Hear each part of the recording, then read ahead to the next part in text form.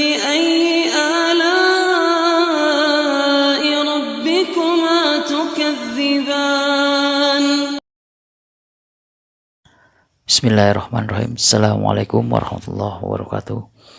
Alhamdulillahirrabbilalamin. Wassalatu wassalamu ala asrofil anbiya wal mursalin wa ala alihi wa sahbihi ajmain. Amma ba'du. Sunnah. Kita sering mendengar istilah sunnah. Apa itu sunnah?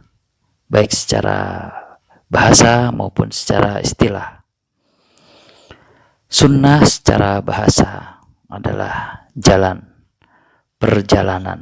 Itu sunnah secara bahasa. Lalu sunnah secara istilah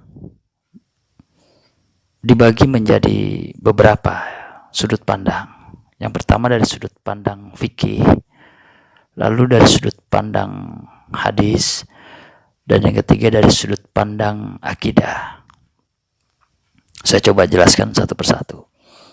Dari sudut pandang fikih atau sudut pandang hukum, sunnah merupakan suatu amaliyah atau perbuatan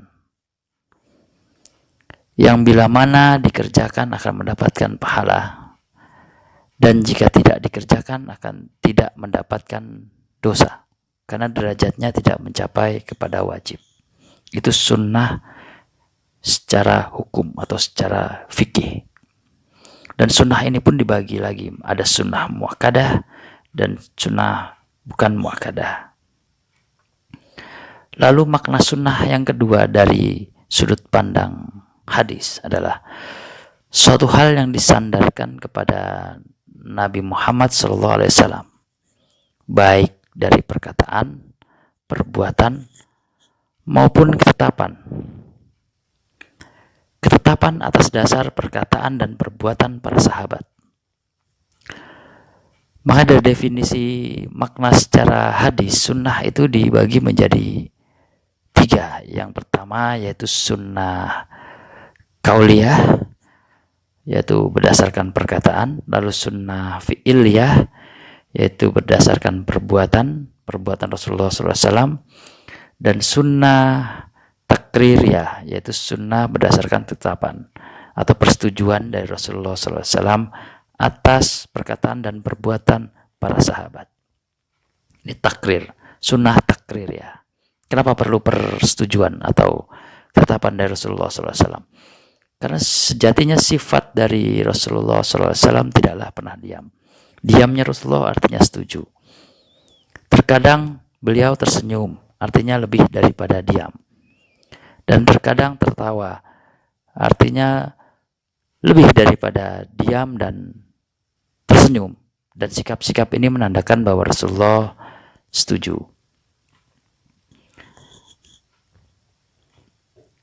Lalu dari sudut pandang akidah, sunnah merupakan perjalanan keseluruhan kehidupan Nabi Muhammad SAW, baik dakwah maupun mengamalkan. Dari sudut pandang yang ketiga ini, makna sunnah jadi lebih luas lagi. Jadi kalau ada yang mengatakan bahwa kami ahlul sunnah, berarti mereka berjalan di atas sunnah, berjalan di atas sunnah Rasulullah SAW.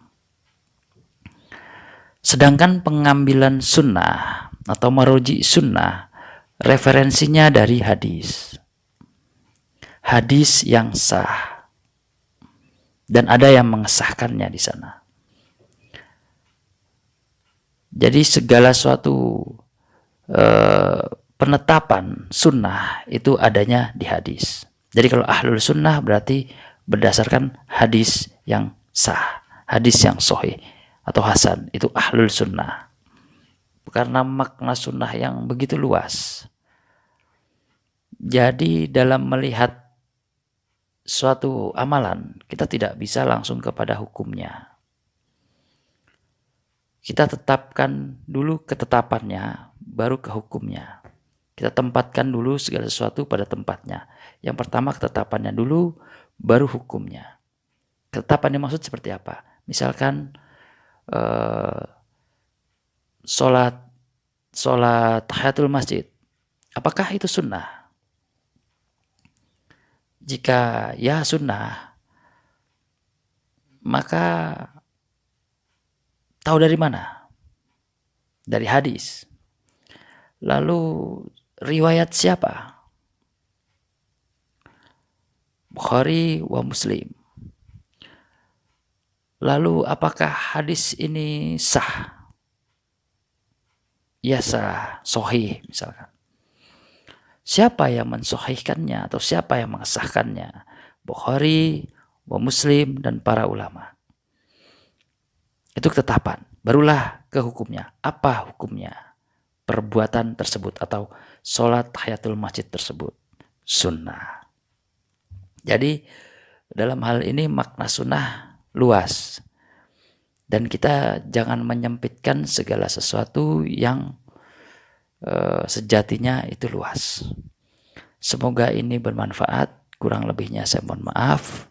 Subhanakallahumma wa bihamdika asyhadu an la ilaha illa anta astaghfiruka wa atubu ilaik. Assalamualaikum warahmatullahi wabarakatuh.